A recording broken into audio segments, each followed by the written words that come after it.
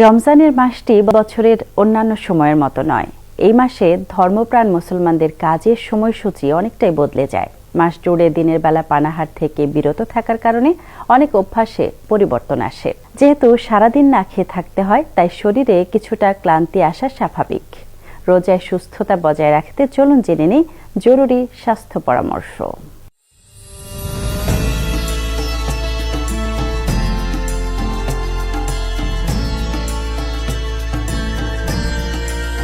রমজানে সুস্থ থাকার টিপস। রমজান মাস হচ্ছে রহমতের মাস। এ সময় একটানা সারাদিন রোজা রেখে আমরা সবাই মোটামুটি ক্লান্ত হয়ে পড়ি। তাই এই রমজান মাসে সুস্থ থাকতে আমাদের সকলকে কিছু স্বাস্থ্য নির্দেশনা মেনে চলা উচিত।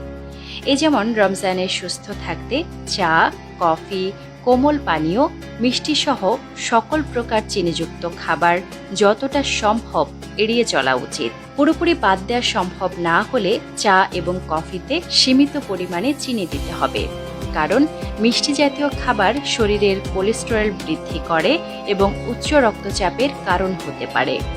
আর এই রমজান মাস হতে পারে আপনার ধূমপান ত্যাগ করার সবচেয়ে উপযুক্ত সময়। রোজা শুরুর 7 দিন আগে থেকে একটু একটু করে ধূমপান কমিয়ে দিন।